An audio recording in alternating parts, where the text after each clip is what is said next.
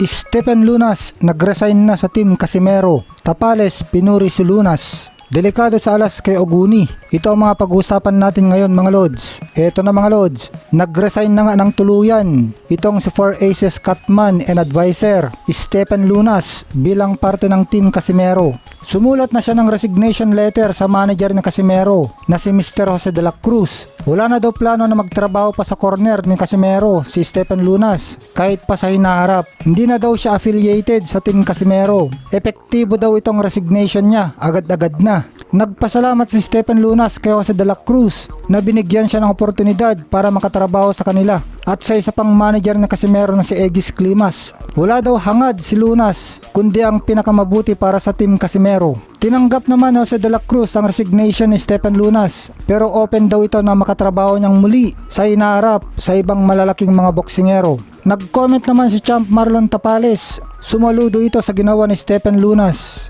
Nanireplyan naman ni Stephen Lunas ng "Salamat Champ, good luck sa laban nimo. Ampo ko imong kadaugan, God bless." Sumagot si Marlon Tapales, sabi, "Sir, salamat, ingat po palagi." Sa live ni Cuadro Alas ay nag-comment din si Stephen Lunas. Sabi niya, "Salamat pre, focus lang sa training." Malaking distraction itong nangyaring ito para kay Janriel Cuadro Alas Casimero. Malapit pa naman na ang laban niya, isang buwan na lang mula ngayon, October 12, kontra sa hindi naman pipitsugin Japanese fighter, dating world champion Yukinori Oguni. Kumpiyansa pa naman itong sa Oguni na tatalunin niya si Casimero dahil nag-hire siya ng kumpanya, partikular ang Harvest na bihasa para mag-analyze ng galawan ng isang boksingero at nakakagawa ng counter-attack para manalo ang hawak nila. Kung talagang concern itong si Stephen Lunas na magtagumpay sa Casimero, dapat sa kanalang niya ibinigay ang resignation niya. Pagkatapos ng laban ni Casimero kay Yukinori Oguni, ay balik na si Stephen Lunas na Catman.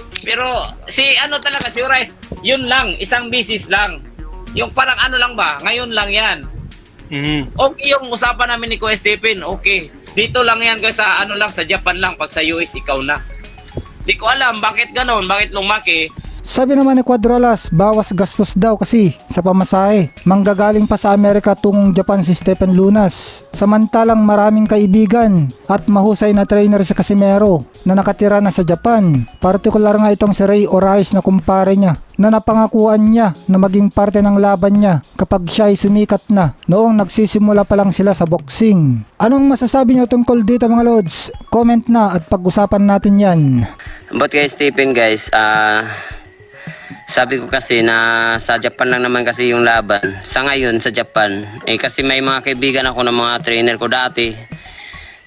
So nandun si Ryan dito, si Ray Orais. So marami na tayong kaibigan kaya hindi na natin kailangan papuntahin pa si Stephen kasi alam nyo naman mag-play pa sa US papuntang Japan. So para mabawas na gasto ng natin diyan, marami naman kaibigan tayo.